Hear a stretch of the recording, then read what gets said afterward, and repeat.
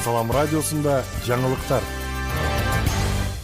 Лейлекте мыйзамсыз менчиктештирилген жер мамлекетке кайтарылды. Улуттук коопсуздук мамлекеттик комитети Лейлек районунда айыл чарба жерин мыйзамсыз трансформациялоо жана сатуу фактысын аныктады. 2012 жылы Кең Тал айыл өкмөтүнүн айрым кызматкерлери жаңы жер аймагында 30 сотук жер тилкеси мыйзам бузуу менен жаранга сатып жиберишкен. Иликтөөнүн жыйынтыгында жер тилкеси мамлекетке кайтарылды. УКМК мыйзамсыз берилген мүлктөрдү аныктап, мамлекеттик баланска кайтаруу иштерин улантууда.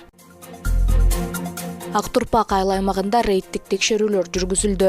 Ак Турпак айыл аймагындагы соода базарында санитардык талаптар жана соода эрежелеринин сакталышын көзөмөлдөө максатында рейдтик текшерүү жүргүзүлдү. Иш-чараны санапет көзөмөл бөлүмү айыл аймактын тиешелүү кызматтары менен биргеликте өткөрдү. Текшерүү учурунда бир катар сатуучуларга жана соода жайлардын ээлерине эскертүүлөр берилди. Коомдук коопсуздукту, санитардык тазалыкты жана мыйзамдуулукту камсыздоо иштери улантылат.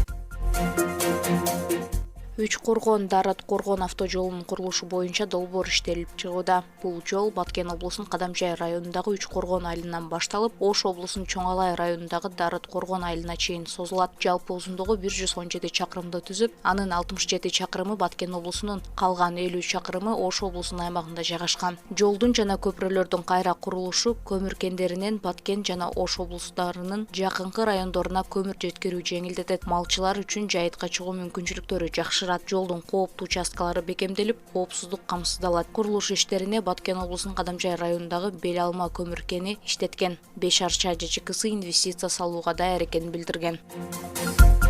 Баткен районунда 2 айыл чарба ишканасы тесттик режимде иштей баштады. Актатыр айылында мөмө жемишти кайра иштетүүчү жана кургатуучу борбор курулуп, 22 миллион сомго жабдылган. Бул ишкана жергиликтүү элди жумуш менен камсыздап, багбандарга түшүмүн жеринде сатууга шарт түзөт. Ал эми Төрткүл айыл аймагындагы жаңы жер айылында 500 тонна продукцияны сактоочу логистикалык борбор курулуп, 27,1 миллион сом каржыланган. Ал 10 адамды жумуш менен камсыздайт жана дыйкандардын кирешесин арттырууга өбөлгө түзөт.